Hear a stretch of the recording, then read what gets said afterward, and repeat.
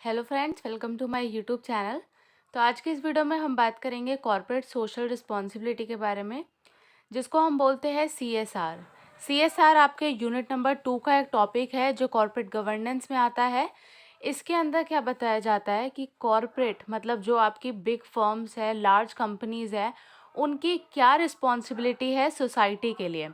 तो सीएसआर के अंदर हमें ये बताया जाता है कि आपको कुछ अपना परसेंटेज जो है प्रॉफिट का वो डोनेट करना पड़ेगा सोसाइटी के वेलबींग के लिए। तो ये सब आ जाता है हमारा सीएसआर के अंदर। तो सबसे पहले हम इसकी डेफिनेशन के बारे में बात करते हैं। Corporate social responsibility, it is the idea that a business has a responsibility to the society that exists around it। तो यहाँ पे इसकी डेफिनेशन में भी यही बात बताई गई है कि ये एक ऐसा आइडिया है जिसके अंदर हमें ये बताया जाता है कि किसी बिजनेस की क्या रिस्पॉन्सिबिलिटी है सोसाइटी के लिए। टूवर्ड्स सोसाइटी आपकी आप लोगों की क्या रिस्पॉन्सिबिलिटी है, या उन लोगों के लिए आपकी क्या रिस्पॉन्सिबिलिटी है जो आपके आसपास रहते हैं। तो उन लोगों के लिए आप कुछ हार्म क्रिएट कर रहे हैं या उनकी वेलबींग कर रहे हैं, तो वो आपके ऊपर डिपेंड करता है। तो ये हमें बताती है CSR. Describe a company's effort to improve society in some way. अब सीएसआर के अंदर हमें ये बताया जाता है कि कंपनी को कुछ एफर्ट्स करने चाहिए जिससे वो इम्प्रूव कर सके सोसाइटी को।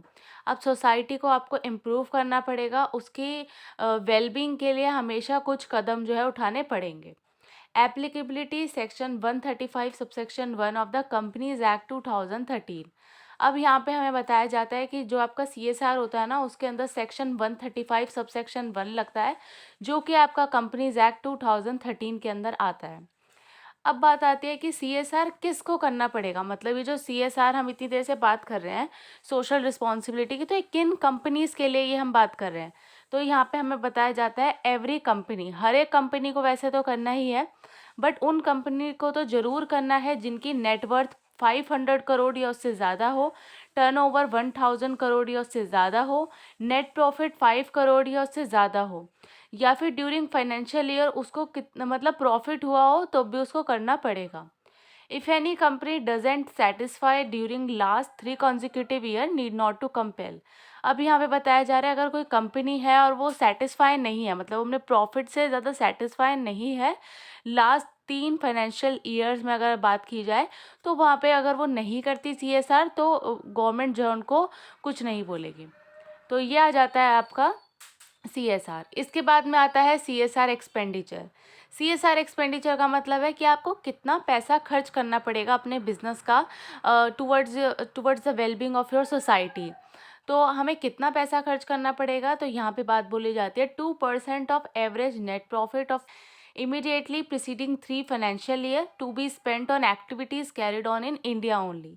अब यहाँ पे बताया जा रहा है कि अगर हम लास्ट 3 फाइनेंशियल ईयर की बात करें ना, तो उसमें अगर आपका जितना भी प्रॉफिट हुआ हो कंपनी का जितना भी नेट प्रॉफिट हुआ हो, उसका 2% तो आपको सोसाइटी के लिए वहाँ पे खर्च करना पड़ेगा।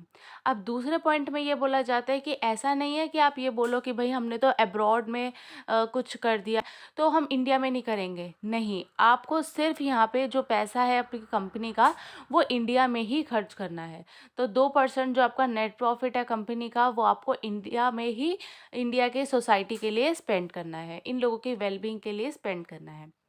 इसके बाद आता है सीएसआर कमिटी इज़ फॉर्म्ड। अब सीएसआर कमिटी में कितने मेंबर्स होते हैं, तो यहाँ पे बताया जाता है कि 3 डायरेक्टर प्लस 1 इंडिपेंडेंट डायरेक्टर तो रहता ही है, सभी कंपनीज़ के लिए है।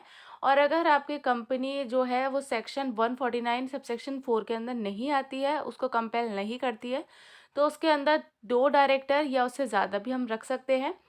प्राइवेट कंपनी की बात करें तो इसमें आपके 2 डायरेक्टर्स आते हैं, और फॉरेन कंपनी में 2 पर्सन, जिसके अंदर 1 पर्सन जो है वो इंडिया का रेजिडेंट होना चाहिए और सेकंड पर्सन जो है वो कंपनी ने ही नॉमिनेट किया होना चाहिए। तो ये बात आ जाती है कमिटी के बारे में। इसके बारे में आता है आपका फंक्शन ऑफ सीएसआर कमिटी। अब इसका क्या फंक्शन रहता है तो इसके अंदर हमें बताते हैं, formulate and recommend BODs, CSR policy recommend in schedule 7। अब यहाँ पे बताया जाता है कि ये फॉर्मुलेट करते हैं, मतलब पॉलिसीज़ को भी बनाते हैं और उनको रेकमेंड करते हैं बोर्ड ऑफ डायरेक्टर्स को, और साथ में ये जो सीएसआर पॉलिसी होती है ना उसको रेकमेंड करते हैं।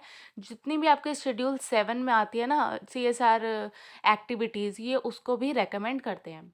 सेकंड में बताते हैं, ये रेकमेंड करते हैं amount of expenditure to be made, कि कितना पैसा आपको वहाँ पे खर्च करना है। तो वो बात कौन बताएगा आपको? सीएसआर कमेटी बताएगी कि कितना पैसा खर्च करना है, कहाँ पे खर्च करना है, कौन सी एक्टिविटीज़ में इन्वॉल्व होना है। तो ये सब काम आपका जो सीएसआर कमेटी है वो देखती है। ट्रांसपेरेंट मॉनिटरिंग मैकेनिज्म, अब यहाँ पे बात बोली जाती है कि जो भी आप पैसा खर्च कर रहे हैं ना वो ट्रांसपेरेंट होना चाहिए। मतलब कल को आप ये नहीं बोल सकते कि इसके पास, हमारे पास कोई रिकॉर्ड ही नहीं है। तो जो भी ट्रांजैक्शन हो रही है ना सबका हमें रिकॉर्ड रखना है, सब कुछ हमें बुक्स ऑफ अकाउंट्स में लगाना है। तो ये यहाँ पे ट्रांसपेरेंसी सबसे पहले है, आनी ही चाहिए। हमने अभी तक कॉर्पोरेट गवर्नेंस के जितने भी टॉपिक कवर किए हैं उसमें सब चीज़ों में ये बताया जाता है कि आपका ट्रांसपेरेंसी होनी चाहिए, ट्रांसपेरेंसी और अकाउंटेबिलिटी तो होनी ही चाहिए। अब यहाँ पे लास्ट बताया जाता है, monitor CSR policy time to time. Monitor का मतलब होता है कि टाइम टू टाइम आप वहाँ पे जाके चेक करें कि हाँ भाई एक्टिविटीज़ हो रही है। ऐसा नहीं है कि सिर्फ हमने बुक्स में तो दिखा दिया कि हमने इतना पैसा खर्च करा है और ग्राउंड लेवल पे उतना पैसा खर्च नहीं हो रहा है, तो ऐसा नहीं होना चाहिए। चेकिंग भी यहाँ पे इन्वॉल्व होनी चाहिए, टाइम टू टाइम वहाँ पे जाके मॉनिटर करना है, चेक करना है कि हाँ इतना पैसा खर्च हो रहा है या नहीं हो रहा। इसके बाद में हमें कुछ एक्टिविटीज़ बताई जाती है शेड्यूल 7 में, जिसके अंदर आप यहाँ पे पैसा लगा सकते हैं। मतलब आप सोसाइटी के लिए क्या क्या कर सकते हैं उसकी लिस्ट जो है यहाँ पे शेड्यूल 7 में हमें गिवन है। Eradicating hunger, malnutrition, poverty. तो यहाँ पे इरेडिकेट मतलब अगर आप हंगर, पोवर्टी या मेलन्यूट्रिशन को ख़त्म करने के लिए कुछ भी एक्टिविटीज़ करते हैं तो वो भी आपकी सीएसआर में काउंट हो जाएगी। प्रमोटिंग एजुकेशन, अगर आप प्रमोट करते हैं एजुकेशन पढ़ाने के लिए, जैसे बेटी बचाओ बेटी पढ़ाओ आंदोलन जो है उसके अंदर कुछ जो जुड़ते हैं, या अपनी कंपनी का कुछ परसेंटेज जो है एजुकेशन की तरफ यहाँ पे आप देते हैं, तो वो सब एक्टिविटीज़ आपकी सीएसआर में काउंट होती है। Promoting gender equality and women empowerment, अगर आप जेंडर इक्वालिटी को प्रमोट करते हैं, मतलब विमेंस को भी पढ़ाते हैं आगे, उनको भी एजुकेशन में हेल्प करते हैं, तो ये सब एक्टिविटीज़ भी आपकी सीएसआर के अंदर आती हैं।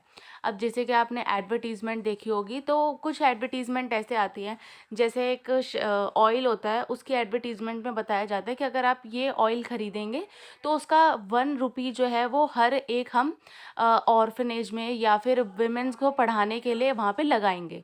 तो अब उससे क्या हो रहा है, वो एक मैसेज जो है वो दे रहे हैं कि अगर आप इस प्रोडक्ट को परचेज़ करते हैं तो कुछ परसेंटेज जो है वो एजुकेशन में जाएगा या विमेन एम्पावरमेंट के लिए जाएगा।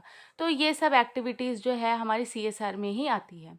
इसके बाद में है ensuring environmental sustainability, protecting flora fauna and animal welfare. तो यहाँ पे बताया जाता है कि आपको एनिमल के वेलफेयर के लिए भी कुछ काम कर सकते हैं, फ्लोरा फेना को भी यहाँ पे आप उसको बचा सकते हैं, प्रोटेक्ट कर सकते हैं। तो ये सब एक्टिविटीज़ आती हैं। Protecting national art heritage and culture, तो जो भी हमारी पुराने ज़माने की चीज़ें थी उसको बचा सकते हैं, या जो भी हमारी नेचुरल आर्ट्स है उसको भी वहाँ पे हम प्रोटेक्ट कर सकते हैं। Measure for the benefit of arm force and war widows and their dependent. अब जैसे कोई भी आर्म्ड पर्सन है और उसकी वॉर के टाइम पे अगर वो नहीं रहा, तो उसकी जो फैमिली है या उसके जितने भी डिपेंडेंट लोग हैं, आप उनके लिए भी कुछ कर सकते हैं, या उनकी एजुकेशन करवा सकते हैं, या उनकी पूरी फैमिली का जो खर्चा है वो खुद उठा सकते हैं। तो ये सब काम भी आपके सीएसआर में आते हैं। Training to promote rural sports, अब जैसे कि जो रूरल एरियाज़ होते हैं, जो हमारे गांव वाले इलाके होते हैं, वहाँ पे जो है इतना ज़्यादा स्पोर्ट्स वगैरह को जो लोग हैं वहाँ प्रमोट नहीं करते। बट अगर आपकी बिग कंपनीज़ है और आपको सीएसआर में कुछ एक्टिविटीज़ करनी है, तो आप वहाँ के बच्चों को लाके उनको ट्रेनिंग प्रोवाइड करवा सकते हैं कि आप अच्छा, अगर किसी भी, जैसे वो क्रिकेट अच्छा खेलते हैं तो वो खर्चा उठा सकते हैं, बैडमिंटन खेलते हैं तो वो सब में आप पैसा लगा सकते हैं। कंट्रीब्यूशन टू PMNRF, इसकी फुल फॉर्म है प्रधानमंत्री नेशनल रिलीफ फंड, इसमें आप कंट्रीब्यूशन दे सकते हैं या पीएम केयर फंड में भी पैसा डाल सकते हैं। इसके बाद में बताया जाता है कंट्रीब्यूशन टू इंक्यूबेटर्स और R&D प्रोजेक्ट्स। अब रिसर्च एंड डेवलपमेंट जो प्रोजेक्ट्स होते हैं उसमें भी यहाँ पे आप कंट्रीब्यूशन जो है कंपनीज दे सकती है। जो आपके रिसर्च एंड डेवलपमेंट किसी भी फील्ड में हो, चाहे साइंस की, टेक्नोलॉजी और इंजीनियरिंग, मेडिसन, और जो भी आपके सेंट्रल या स्टेट गवर्नमेंट फंडेड होते हैं ना, आप उन सभी में यहाँ पे कंट्रीब्यूशन जो है कुछ अमाउंट कर सकते हैं। इसके बाद है contribution to public funded universities, मतलब जो यूनिवर्सिटीज़ है उसमें भी यहाँ पे कंट्रीब्यूशन थोड़ा दे सकते हैं। चाहे वो यूनिवर्सिटीज़ आपकी IITs हो, आयुष हो, DAE, DBTs, इन सब में यहाँ पे कंट्रीब्यूशन जो है वो दे सकते हैं। रूरल डेवलपमेंट प्रोजेक्ट, अब आपके अगर कुछ भी रूरल एरियाज़ है उनका डेवलपमेंट हो रहा है, चाहे वो रोड्स बन रही है या स्लम एरिया का डेवलपमेंट है, डिजास्टर मैनेजमेंट का कुछ डेवलपमेंट हो रही है बाद में, तो आप वहाँ भी अपना पैसा जो है लगा सकते हैं। अब यहाँ पे एक पॉइंट आता है कि जो आपका कोविड-19 के टाइम पे जैसे ड्रग्स या न्यू वैक्सीन्स का जो ट्रीटमेंट आया था ना, वहाँ पे अगर उनका चेक आया था या उनका डेवलपमेंट प्रोसेस के बारे में बात करें, तो अगर उसमें भी अगर आपने को थोड़ा भी पैसा दिया है तो वो सब भी आपका CSR में काउंट होता है। Development of new vaccine, drugs, medical device in related to कोविड-19 in normal courses of business. अब यहाँ पे बताया जाता है consequences of non compliance. Non compliance का मतलब है अगर आप लोगों ने उतना पैसा नहीं दिया या अपने कंपनीज में प्रॉफिट अच्छा खासा हो रहा है बट वो CSR में 2% भी अपनी कंपनी का नहीं दे रहा है, प्रॉफिट का नहीं दे रहा है, तो उस केसेस में क्या होता है, तो यहाँ पे बताया जाता है अगर कोई कंपनी इस टाइप का फ्रॉड कर रही है ना, तो कंपनी को यहाँ पे फाइन देना पड़ेगा 50,000 रुपये का, या फिर 25 लाख तक का फाइन जो है वो देखने को मिल सकता है। और दूसरी बात बोली जाती है किसी ऑफिसर ने ऐसा डिफ़ॉल्ट करा है, किसी पर्सन ने ऐसा डिफ़ॉल्ट करा है, तो वहाँ पे उसको 3 साल की जेल या फिर 50,000 से 25 लाख तक का जो भी अमाउंट है वो पनिशमेंट मिल सकती है। तो ये दोनों आपकी कंडीशंस होती है नॉन कंप्लाइंस की। अगर नॉन कंप्लाइंस कर दिया, ऐसा आपने पैसा नहीं दिया, तो उस कंडीशन में क्या होता है। तो कॉर्पोरेट सोशल रिस्पॉन्सिबिलिटी जो आपका टॉपिक है ये कंप्लीट होता है। आज की वीडियो में बस इतना ही। वीडियो अच्छी लगी हो तो प्लीज़ लाइक करें, चैनल पे नए हो तो आप सब्सक्राइब करें और आप मेरी वीडियो को ज़्यादा से ज़्यादा शेयर करें। Thank you so much for watching.